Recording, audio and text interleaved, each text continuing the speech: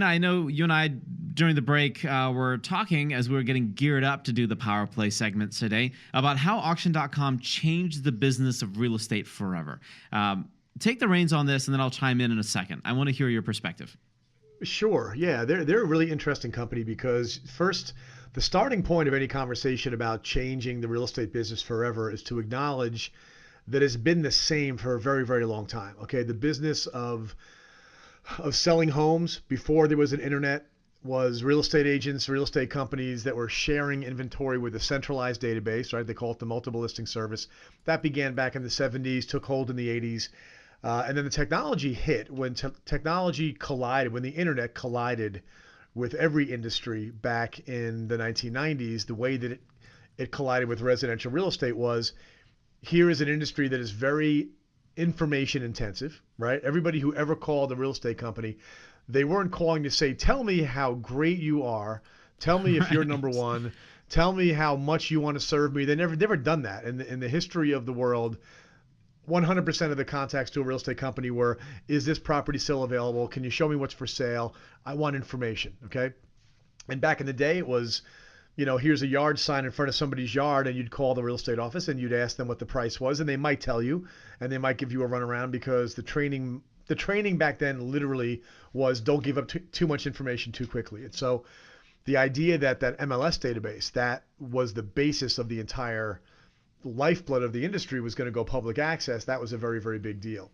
And nothing really since then really changed, right? So, if you've been around since the 90s, you know that in the 90s, travel agents, real estate agents, shoe stores, retail stores, there was all going to be over, right? Nothing was going to survive e-commerce. And what happened was that a lot of new e-commerce options came about, but a lot of traditional brick and mortar businesses remained.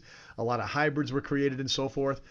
And now today, there's a lot of innovations in real estate that we can get to later on in the segment. But what auction.com did is they showed up on the scene and they said, we have the relationships with all the big banks, okay? And the lenders that basically are taking properties back. They're basically the biggest homeowners in history.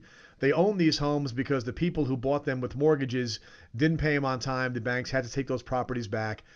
And that really accelerated in obviously the late 2000s. But auction.com by that time had already set themselves up as a place that they started out selling houses at auctions. Auction.com was later, okay? They started out with big, gigantic ballrooms, practically stadiums, the kind of places that you'd see a small concert, and they would have auctions of foreclosed homes. They brought it online, and what they did, number one, is they said, look, we don't need the multiple listing service. Every other real estate website out there, from Zillow and Trulia to Realtor.com to all the brokerage sites, they all share the exact same inventory for sale. So you pick a site based upon the features that it has, but you're not getting anything different technically from any one of those places. One site may have more photos, one site may have different data, but at the end of the day, it's the same houses, which is what people are really there for.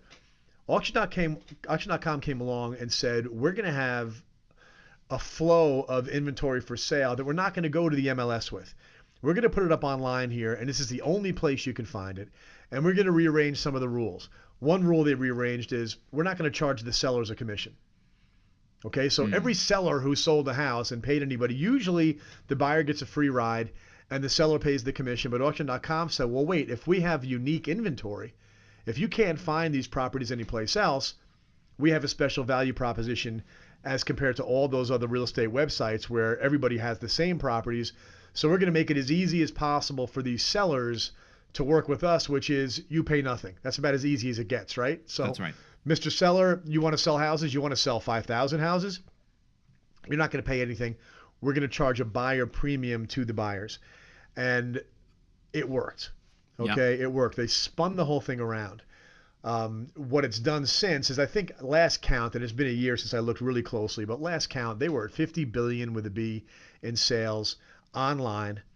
The vast majority of the homes they sell, you don't see them before you close on them. I'm sorry, you don't see them before you're in contract on them. So you literally make a bid on properties that you haven't seen. Now, they're foreclosures, and so the bank can't let you in. They're boarded up, or somebody already lives there that hasn't actually been evicted yet. So there's all kinds of reasons why they wouldn't let you in. But if you asked anybody, ask 1,000 people back in the year 2000 when this first started going on, How many houses can you sell if you can't show them? The answer would be 0. And yet they sold $50 billion worth of real estate where the Wow. properties weren't seen. Okay. So literally, like, Zillow's an awesome website. You shop for properties, you find things to go look at offline, you find real estate agents to go meet with offline. Auction.com, you buy it online and you convert and close online.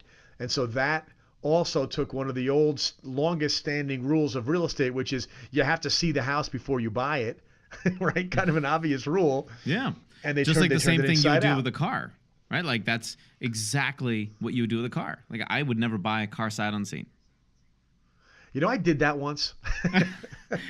How did it work out for you? Did it turn out? Turns out the guy, I think, was a drug dealer and a cigar smoker, because this is way off the topic, but it's funny. I actually bought it on eBay. My wife was across the house. Like, she could see me because we had a large room in the second floor. She could see me, and I clicked buy it now on a car that I had been drooling over. And she said, "What did you just do?" I'm like, "How did you know from 40 feet away?" I had clicked buy it now. It showed up. It smelled like cigar smoke, and there was pit bull claw marks all over the back seat. Apparently, this dude traveled with a pit bull. So that's nothing to do with real estate. but it a good is an analogy, example though. of what It's can so go why, wrong then if why you don't see the house. Right, right, exactly. So you don't see the house, but then you're really taking kind of a big risk, though, aren't you? Yeah, well, you got a discount on auction.com. In the beginning, there was discount. Then they moved in with, you go into contract after the auction, and then you go see it before closing. So you had a chance to back out if the condition wasn't there. And they've done a lot of things in between. But it showed for the first time, and this is the point, that the core business model of selling homes could actually be done differently. And it began with a different source of inventory. In this case, a new customer base, the sellers, was being matched up with a customer base who wasn't going to live in the houses. They were investors, and investors and banks basically were joined online. And $50 billion later, Auction.com's got a multi-billion-dollar market valuation. They're still a private company, but they're literally a juggernaut in the business that began with a new kind of clientele, a new kind of set of pain points, and rewriting the rules around that special situation. So what did all of this do to the real estate agents that are no longer kind of in this picture, right?